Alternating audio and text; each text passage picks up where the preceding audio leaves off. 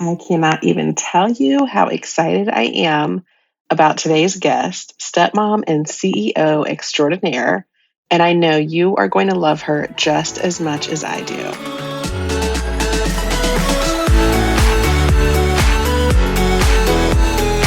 I'm Cameron. I spent years building my career and creating a life I loved. And when my Prince Charming finally showed up, he had 4 kids in tow. Fast forward through lots of mistakes made and lessons learned, step-family life was much more complicated than I realized. If you're looking for help with blended family life, you're in the right place. Welcome to the Stepmom Diaries, where we keep it real as we dish about all the things.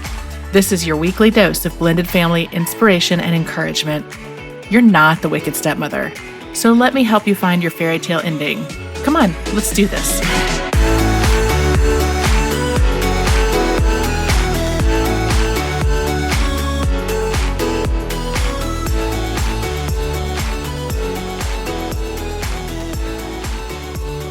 Hello, y'all. I am seriously geeking out over this episode. Yes, that's right. I said I am geeking out over this episode.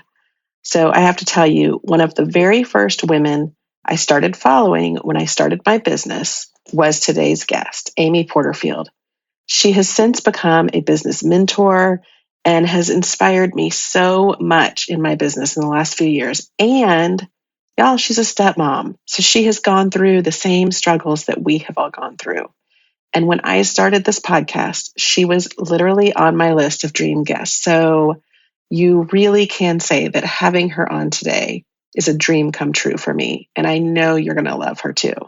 Before I tell you any more, can I ask you a favor? If you like this episode, could you head over to iTunes and leave me a rating, or even better, a review?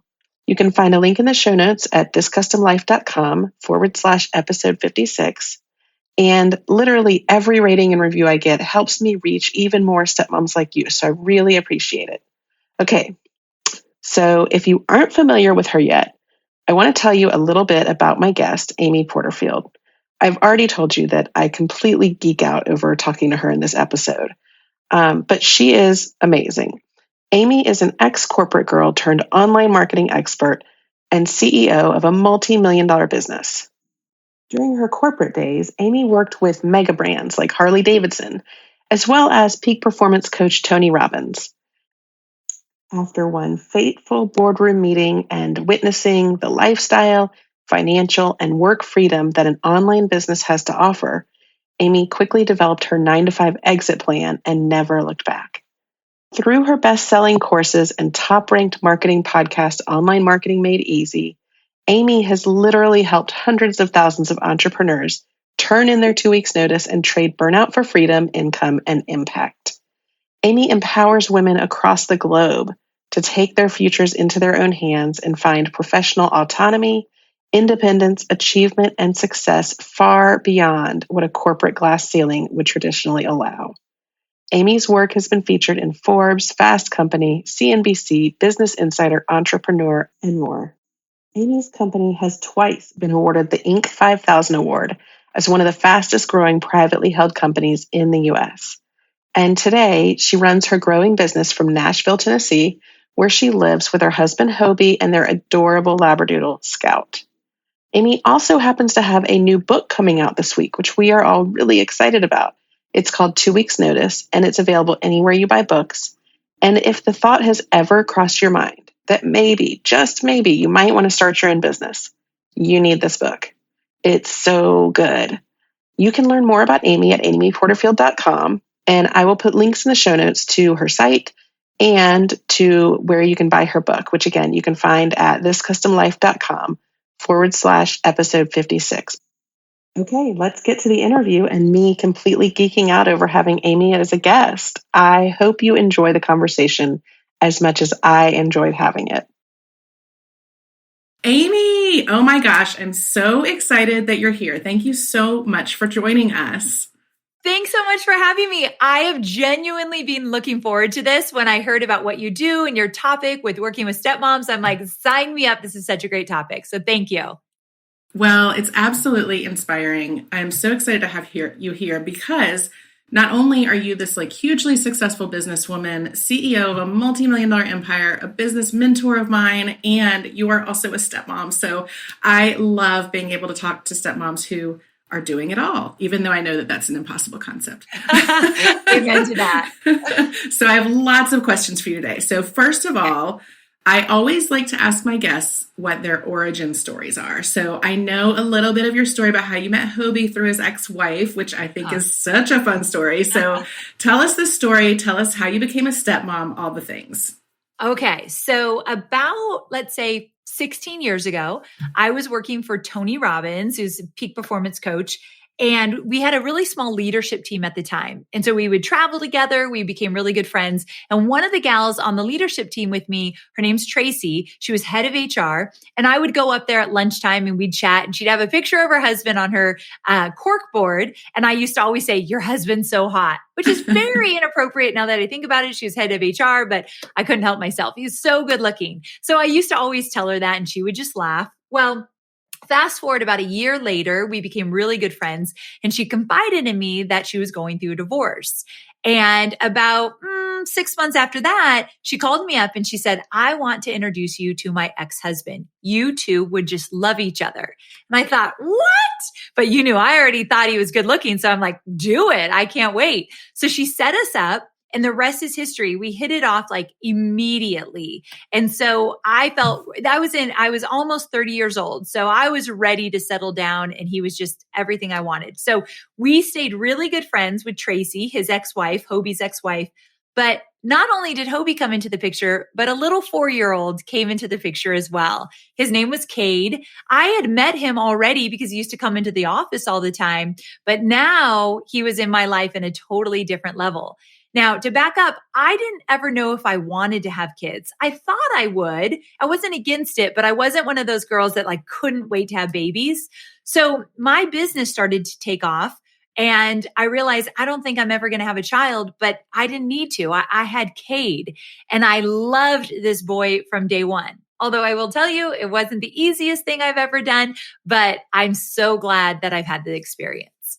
So that leads me to my next question. So, when you became a stepmom, there were not a ton of resources. We were just talking about this before we started. There weren't a ton of resources out there. So, what piece of advice would you give yourself, your back then self, but, just new stepmom, just getting started? What do you wish you knew?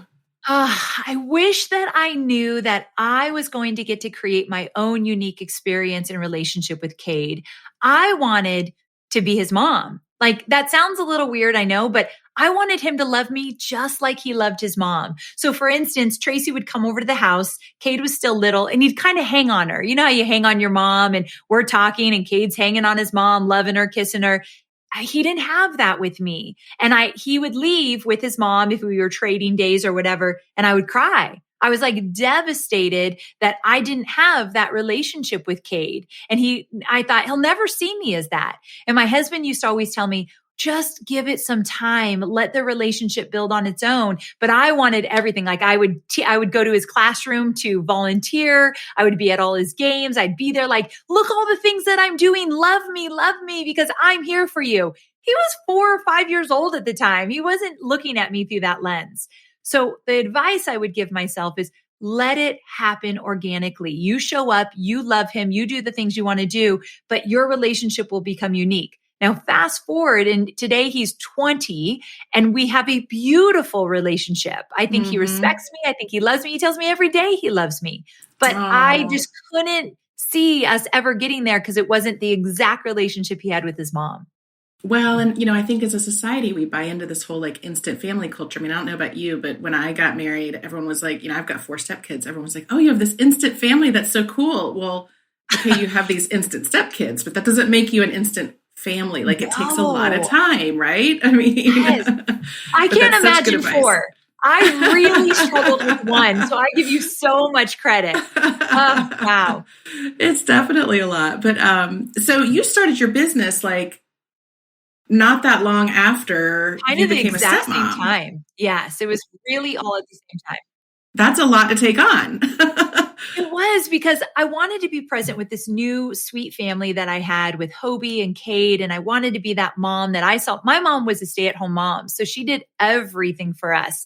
And I felt like I needed to be that person. But at the same time, I had this calling. I wanted to start a business. I wanted to make my own money. I wanted to do my own thing. And so the two really clashed for a while. I remember my husband was becoming a firefighter at the time. We had way too much transition at one time. New stepmom, my husband becoming a firefighter. I was starting my own business. And at the time, Hobie wasn't available to take Cade to football practice. So I was responsible like this whole week to get him to practice. And I was a new stepmom at the time. So I was like, I got to do all the things and I got to do it great. Well, I lost track of time because I was building my business and starting to work on some big project. And I got him to practice late and he had to run laps because I got in there late. And as the sweet boy was running laps, I'm literally crying behind my sunglasses. Like I am the worst mom ever because balancing starting a business and being a mom, holy cow, that is a huge commitment. So it didn't come with a lot of challenges, but I also knew I wanted Cade to see me do something incredible. I wanted him to see women making their own money, becoming their own bosses, leading the way. It was important for me that I didn't just prove it to myself, but I wanted to be an example for him. So I knew these challenges were totally worth it. Well, and I love that you kind of own the challenges. I mean, I think that like as women, there's so much pressure on us to do all the things. You know, we're expected to do all the things at work and then come home and do all the things. And I think especially stepmoms, we put a lot of pressure on ourselves because we're trying to fit in with this family that we've joined and, you know, do all the things. And I mean, I remember one of the first birthday parties I threw for one of my stepkids, you know, Craig had to like sit me down afterwards. He's like, you know that they don't all have to be Pinterest perfect. Like the kids, she's like 12. She doesn't care, you know? And I kind of realized, I'm like, the kids aren't going to remember that stuff. They're going to remember how they felt around you. You know what I mean? And they're going to remember like, you know, that you took the time to have conversations with them or whatever it is, you know? I mean, it's more about that. But it's hard. We put so much pressure, and especially like you're trying to build a business, you're trying to do all the things. It's really hard. It really is. So I love when stepmoms get together and talk about this stuff. That's why when I first met you, I'm like, where were you 14 years ago? Because I really know how to navigate this. So hearing your stories and hearing how you did it is so valuable to me even today to be like, oh, she gets me. So that's why I love the work you do.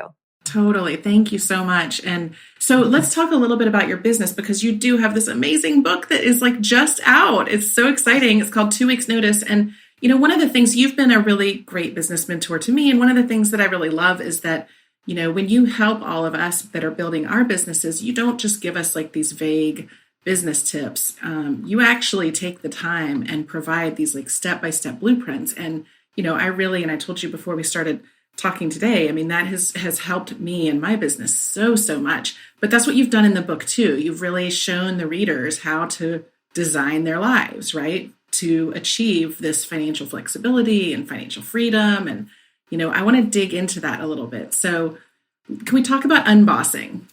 Yes. What does that mean? Yes. Okay. I almost named the book Unbossing. Instead of 2 Weeks Notice, I thought this is what I need to name it. But then it's like people would not know what I meant until I explained it. So I thought that's not a good name. So this concept of unbossing is knowing or believing that you have the capability to lead yourself. You do not need anyone else to lead you. Now, that might sound so very simple of a thought, but here's the thing. When I was born, I was born into a family with a very strict dad. It was his way or the highway. That was my very first boss. That's all I knew. And then I went into the work world, had bosses, usually male bosses, for most of my adult life. And so I've always had a boss. And to be quite honest, I was really good at having a boss. I could follow directions well. I would love to excel and get the atta girls and the promotions and the raises. I liked the consistency and the security of a job. I was a great employee. I was good at being bossed around, essentially. And so then when I went out on my own, I thought, holy cow, there's no one telling me what to do. And it wasn't that I needed to be told what to do. It was that I was very comfortable with that. And so it was the first time that it was only up to me. And I realized there's a process you have to go through to unboss yourself, to firmly and truly believe that you can take care of this no matter what comes your way. And I think that takes time. And when I left, when I left my 9-to-5 job, I started to do social media for small businesses, but I also was a contractor for a few businesses to help with their online launches. That was my expertise. And I realized I just let those people treat me like they were my bosses. I was a contractor for them, but I was like, what do you want? I'll do anything. I love to impress. Like I was still acting as an employee, even when I was out on my own. So this process of unbossing takes time, but little by little, as you let go of people telling you what to do and you rely on your expertise, your knowledge, your gut, you will shed the bossing part of you that you could just let it go and you are your own boss. I love that. That's so hard. And that really is something that I think, even if you're not starting your own business, you need to sort of kind of push through that struggle and learn how to do all this on your own, and there's not a handbook for life. There's not a handbook for starting a business except for yours with everything that you've got. Right now there and is. This one there is, yes. But, the same thing for stepmom life and blended families. Like you have to just sort of take the leap and figure things out, And I think the way you do that is taking action. So I would say action creates clarity. So you got to start before you're ready. Like I had to be a stepmom before I even knew what the hell I was doing about being a stepmom. And I think with business, I had to start even though I had no idea how to be my own boss or do that. So start before you're ready, I think is such a great motto to have because I don't think we're ever ready to do anything big in our lives. So you just got to get into motion. That's so true. You just have to do it. Yeah. There's so much in your book that I think also applies to stepmom life. And one of the things that really stood out to me is Jasmine Star, who I love. And I'll put a link to her stuff in the show notes as well. And of course, all of Amy's. But Jasmine telling you ain't for everyone, boo. Because let me tell you, that's something that I have struggled with. And I know so many stepmoms have struggled with is, whether it's the spouse's ex or other moms at the baseball game or whatever, just like, why won't you like me? Yes. People usually like me. Why don't you like me? And not realizing that like, you're just not going to make everybody happy. You're not for everybody. You're not for everybody. And that came about because I had posted online and someone didn't like what I said. It was about a marketing strategy, but this guy didn't like it. And then other people chimed in and all of a sudden 3 or 4 people were telling me I was wrong, but it felt like 4,000 or 5,000 people. Like that's how big it felt to me. Because I, like you, I want everyone to like me. Like, how could you not like me? I'm a nice person. I'm doing good in this world. And so I called up my friend Jasmine Star and I'm like, this guy is attacking me online. And I'm sure it wasn't attacking for the record, but it felt like it was. And that's when she said, you ain't for everyone, boo. Like, why are you trying to please everybody? You're going to water down your message. You're going to get lost in the sea of messages online. You have to be putting a stake in the ground or be polarizing or having an opinion. That's what people are looking. They want to know, what do you want them to do? Tell them what to do. And so in that moment, I realized that guy's never going to buy from me. I don't need to please him. I don't need to make him happy. He is not my audience, nor are anyone else that doesn't agree with me. I want to find the people that I resonate with, that I could serve them and help them. I don't want to talk anyone into believing me. I want to guide them. And so in that moment, I got a little bit more of a backbone. Like I know my stuff and I'm going to just focus on the people that actually get me. And that changed a lot for me because I cannot live my life trying to please everyone. And another thing she said in that moment was, if they're not paying the bills, they don't get an opinion. Oh, I like that. True. True. Why am I letting strangers on the internet dictate how I run my business or what I post? They're not paying the bills, nor do I even know them. So I had to let go of that. And that's hard. It's really hard to let go of what other people think. I think, it's like you said, if you have gone along in life and been, it's been easy to make friends. It's been easy to get to know work colleagues. It's, it can be hard to sort of stomach that there's somebody out there that just doesn't like you and you don't know why, and you can't change their opinion. So letting that go, that's hard, right? Absolutely hard. I still genuinely 14 years in want everyone to love me, but I also know I have to let it go, but it's not an easy road. That is for sure. Yeah, absolutely. And, I think that the other thing that I really loved in the book is talking about when you got feedback from your followers that they wanted to see a less polished version of you, because I think, that is something that I think in business is absolutely crucial. But I think sort of underneath that level, thinking about real life and as stepmoms, I know that, like, again, when you are a new stepmom and you're wanting to sort of show everybody you can do it, and you've set up this happy home, and you have like the perfect holiday meals, and you put your makeup on to go to school for pickups or whatever it looks like, and at a certain point, you realize that, like, it doesn't matter. You don't need to do all that. So I talk a little bit more about being authentic, because I think that you've done a really nice job of kind of taking, especially, on social media, away the sort of polished and being real, Yes. So it's funny because my story of becoming more real online looks a little bit different than others, because so I grew up from a mom that, like, she won't even go to the grocery store without full face of makeup and looking good. Like, that's just her style. So that's all I knew. So I always felt like my hair needed to be done, makeup, look great on camera, great, whatever that means, in order to put my best self forward. And then I started to get feedback from people online. This is over the last few years, like when I would maybe jump on with my hair in a messy bun or hardly any makeup, like, oh, we love the more casual, real you. And so I thought, what is happening? Or I'd post pictures of photo shoots I do. No one cared. I post a picture of in the car with my husband, just a quick snapshot. Everyone loves it. And so they just love to see the realness. And I get that. And I had to let go of my perfection and let go of wanting to look a certain way for my audience in order to really resonate with them more. They felt more connected to me when I'd put all those guards down. However, I also have to remember who I am. I'm not the girl that's going to jump on an interview looking like a hot mess. That's not me. And so I also had to ask myself, I know my audience wants the more real me, but who am I? And I'm a girl that I come ready to the interview however I'm going to feel my best. So it's this little bit of mix of who are you? What do you feel best in? How do you want to present yourself? And then ask yourself, is this the real me? And as long as the answer is yes, you do you. You do whatever. If you want to look amazing on camera every time, do you, no matter what your audience asks. But also you have to get in touch. And I think entrepreneurship, here's something. I could say this about being a stepmom and being an entrepreneur. You sure learn who you are and what you're all about. Absolutely. Right? Through all the mistakes and missteps and the tears and the struggles, you start to learn more about who you are and what you stand for and what you're about. And I think it's the biggest growth you can get through both of those avenues. So I've just kind of had to find myself throughout the years. And you won't see me be a hot mess online, but you also won't always see me super polished. That's who I am. So I'm going to stay in that place.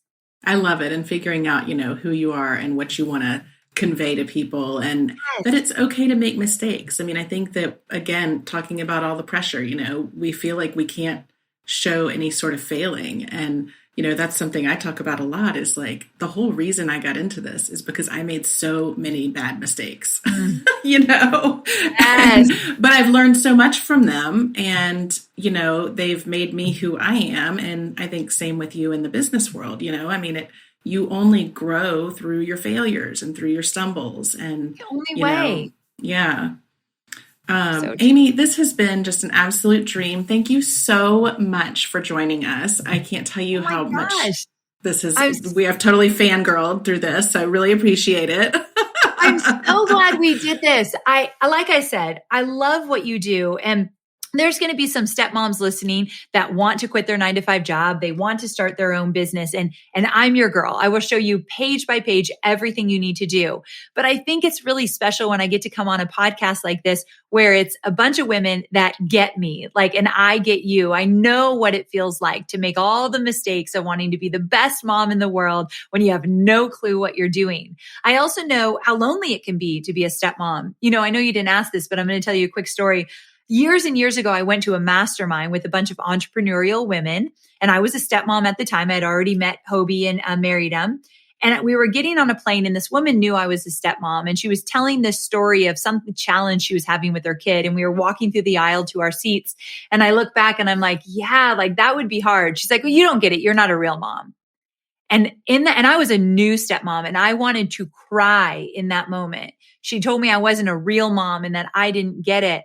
And in that moment, I thought, where are my people? Where are the other stepmoms that are going through these weird comments that people make or they don't understand our role?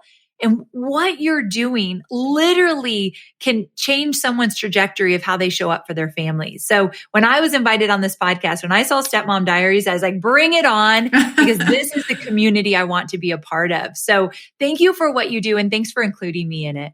Oh, thank you. And I'm so glad you told that story because that has happened to me too.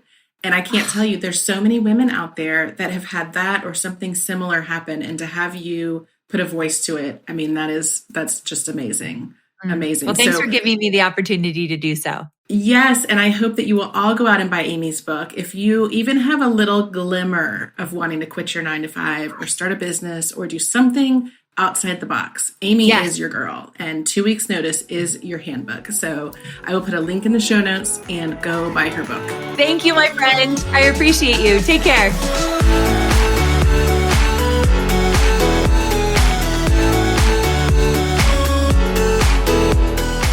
That's it for this week. If you've enjoyed our chat, I hope you'll help spread the word. Share this episode with friends and head on over to wherever you listen to podcasts and leave me a review. And don't forget, for more great stepmom content, head on over to thiscustomlife.com and follow me on social media. Just search This Custom Life on Facebook, Instagram, Twitter, and Pinterest. Until next time, you keep being you and know that we are in this together. See you here next week.